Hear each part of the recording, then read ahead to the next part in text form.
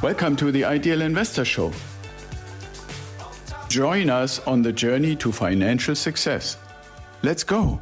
Now that we are beyond the Christmas holiday, now that we are in the new year and past New Year's holidays, the question becomes, what can we do with real estate investing in the new year in 2025? And the topic that I want to address today in our episode is, can you take and how can you take a single family home as an investment property and turn it into a gold mine? What are the strategies? How will that work? Can that work? Do we have an opportunity? So there's a lot of writing, a lot of details that I have published in 2024 on our Substack page. So if you ever want to go to substack.com and put in Ideal Wealth Grower, you will find a lot there. If you like to talk about any of those things because you're considering to become an investor in residential real estate, especially in single family homes, which is what we're specializing, and you don't want to do it or you can't do it for the pricing that you experience in your area anywhere close to home. So you need to go and want to go in the areas where you actually find really well-performing properties, then please go to idealinvestorshow.com or idealwealthgrower.com and find the button that says book a call and we can have a conversation. So let's get to how is investing in a single family home in 2025 potentially going to turn your investment into a gold mine. Now, the first thing I have to say is that residential real estate, and this is true for most real estate, is not a thing that is going to skyrocket in a year or two. But the question, if you want to really look for a gold mine, is what do I need to do or can I do now that gives me the opportunity to have this really, really well-performing property? And you have probably heard, if you're interested in real estate, many different criteria. You know, people saying location, location, location, or get the best financing or the best deal, or good deals are made at purchase. And all of that is true.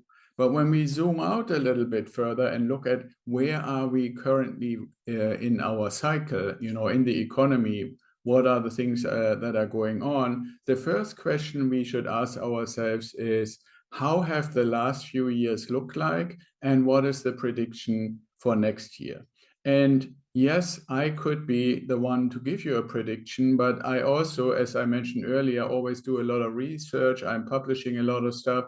And over time, and I'm sure this is the same for you, there are relationships and connections built that become basically trusted resources. And one of those trusted resources that I want to share with you in this particular case is Keith Weinhold, who I've been following for probably a decade, or pretty much since he started his podcast and his show and his venture. And he is basically a little bit of a mentor to me in this sense, even though we've only rarely had personal contact other than emails and a couple of webinars and stuff like that. But I've always really respected what he's doing. And particularly for the last few years, it's kind of, you know, it's almost like a matter of comical that he and I have been agreeing very much on where the market is going. We had a slight little difference for 2023, but in general, we were pretty much aligned. And so Keith always at the end of the year, just a few days before the new year starts, he is giving his annual projection of what he thinks prices for single family homes are going to do in the following year. And he sticks with it no matter what. He's not one of these people who kind of adjust when he sees how the crumble falls, so to speak. So let me share with you what he basically said to his audience. And then I also want to introduce you to what other people say so that you have an idea, and I'm going to put that into perspective. So here we go. Let's look at the situation as Keith is actually describing it.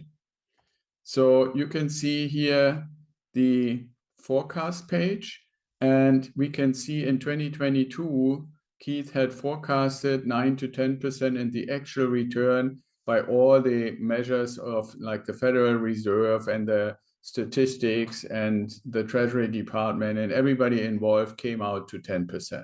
Then in 2023, he said that he thought it would be zero, and it was pretty much zero. I thought it would go down a little bit, but okay. So we had a slight disagreement. Then for last year, for 2024, he projected 4%. and 4% is right around where it is. And the goal with these kind of projections is never to say exactly by like 2 digits points it's correct. It's fundamentally correct, and 4% is about right. And so let me just play here his prediction. National median single family home price to increase by 5%. Yep. So I don't know if you could hear that or not, but his prediction for 2025 is 5%. So if you really look at this in 3 years, if the prediction with 5% holds true, you would have basically made an almost 20% increase in value. Now, keep in mind that you're not just benefiting from the value of a property, but you also benefit from the increase in your rent income. And as you know, in 2022, we had a lot of inflation, which means rents went up a lot. In 23, even though the prices didn't go up, rents went up a little bit. 24, rents went up a little bit. And I'm pretty sure rents are at least going to go up by 4 to 5, maybe even more percent again. So you may actually be in a situation where your rent went up 25% and the value of your property went up 20%. So when we go back to the question, how do you make a single family home a gold mine, is, in my opinion, not only do I agree that Keith Weinhold is right with his prediction, as he has been in the last few years, but I also believe it has a lot to do with where we are in the market in general. For years now, people that are generally interested to become first-time home buyers or getting out of the property that they are in right now are waiting. And why are they waiting? They're waiting because they currently either in an apartment or a condo or a smaller home or living with their parents or whatever the circumstances are, or a lot of them are also renters, but they want to own. And the main reason that they don't already own is because interest rates are too high. They have come down a little bit in 2024, and it's projected that they continue to come down. And I believe they will continue to come down through 2025 and also through 2026 and maybe even into 2027. So if you look at right now, if you were to invest in a single family home as an investment property, you're still pretty much alone in the market together with me and a few other people, including Keith. But the regular market, the people who buy a home to occupy, move in themselves, they are on the fence. They have been on the fence most of 2023 when the interest rates first went up. They have been definitely on the fence pretty much all through 2024. And I think for most of 2025, they will remain on the fence because interest rates have not come down enough. And on the flip side, their wages have not gone up enough. But next year, I feel, is like the turning point where wages are going to continue to go up and the interest rates are going to continue to come down. So there is a point where people will feel comfortable to finally go and buy a house for themselves to move in.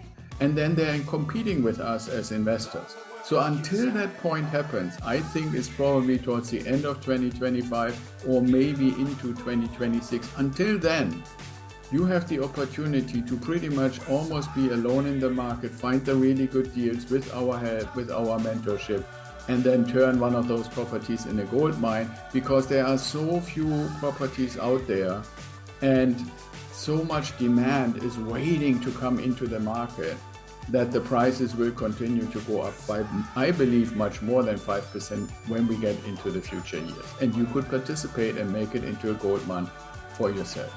So I hope this was informative. Be well and stay safe, and I talk to you tomorrow.